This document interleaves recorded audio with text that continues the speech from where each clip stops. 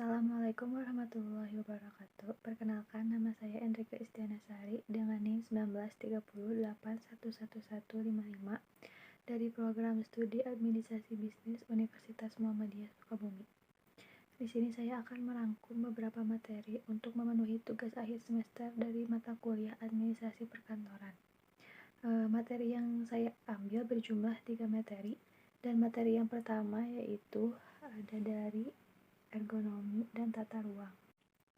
Ergonomi berasal dari kata ergo atau gerak atau kerja, dan kata nomos yang artinya alamiah, yaitu gerakan yang efektif, efisien, nyaman, aman, tidak menimbulkan kelelahan dan kecelakaan, sesuai kemampuan tubuh tetapi mendapatkan hasil kerja yang optimal. Penerapan ergonomi dapat dilakukan dengan dua pendekatan, yaitu pendekatan kuratif, pendekatan konseptual. Manfaat ergonomi meningkatkan untuk kerja, seperti menambah kecepatan kerja, ketepatan, keselamatan, mengurangi energi, serta kelelahan yang berlebihan, mengurangi waktu, biaya pelatihan, dan pendidikan, mengoptimalkan pendayagunaan sumber daya manusia melalui peningkatan keterampilan yang diperlukan, mengurangi waktu yang terbuang secara sia-sia, meminimalkan kerusakan peralatan yang disebabkan kesalahan manusia, dan meningkatkan kenyamanan karyawan dalam bekerja. Prinsip tata ruang dan perencanaan tata ruang menurut Sujadi harus diselenggarakan dengan setepat-tepatnya. Pengertian tata ruang kantor dalam bahasa Inggris disebut dengan office layout. Tata ruang kantor menjelaskan bagaimana penggunaan ruang secara efektif serta mampu memberikan kesan yang mendalam bagi pegawai.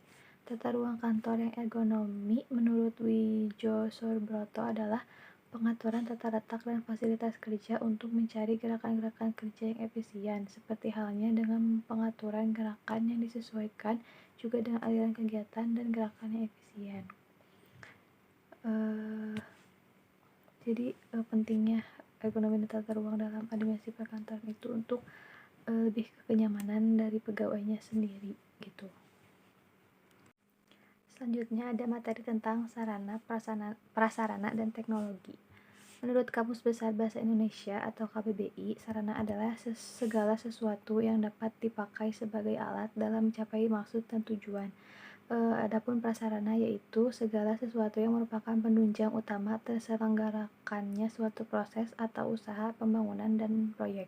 Kata teknologi berasal dari kata Prancis, yaitu la technique, yang artinya semua proses yang dilaksanakan dalam upaya untuk mewujudkan secara rasional. Adapun jenis-jenis sarana dan prasarana kantor. Yang pertama ada peralatan atau perlengkapan kantor, yang kedua ada mesin-mesin kantor, yang ketiga ada mesin komunikasi kantor, yang keempat ada perabotan kantor, yang kelima ada interior kantor atau office arrangement, yang keenam ada tata ruang kantor atau office layout. Keenam ini perlu di maintain dengan baik agar keberadaannya itu bisa tahan lama gitu. Dalam perkantoran juga terdapat adanya sarana baik dan sarana atau prasarana yang baik dapat mendukung kerja para karyawan, apalagi dengan teknologi yang baik juga bisa mendukung kerja pada karyawan guna untuk mencapai tujuan. Sehingga dapat disimpulkan bahwa sarana adalah sesuatu yang berupa benda yang bergerak seperti mesin, sedangkan prasarana adalah benda yang tidak bergerak seperti gedung. Di samping itu, teknologi adalah suatu cara atau pengetahuan yang diterapkan melalui alat untuk mengerjakan sesuatu agar terpenuhinya kebutuhan manusia, misalnya komputer. Sarana prasarana dan sarana teknologi tentunya sangat berkaitan.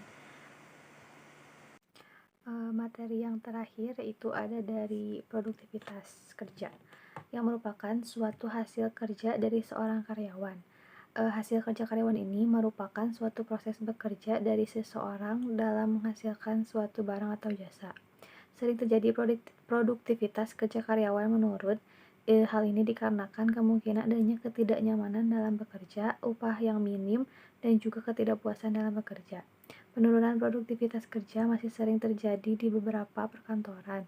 Permasalahan tentang produktivitas kerja ini merupakan permasalahan yang umum yang sering terjadi pada setiap perusahaan. Adapun tujuan dari produktivitas kerja diantaranya: 1. Untuk mengetahui gambaran mengenai pengukuran kerja terhadap kontrol produktivitas. Yang kedua, untuk mengetahui pengaruh pengaruh program dan teknik pengukuran kerja terhadap kontrol produktivitas.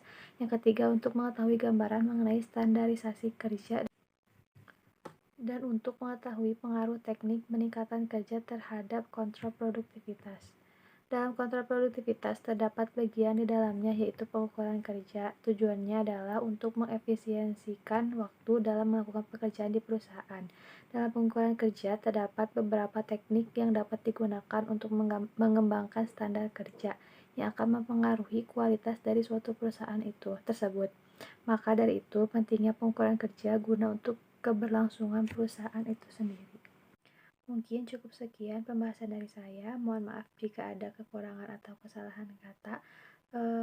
Akhir kata, wassalamualaikum warahmatullahi wabarakatuh. Terima kasih.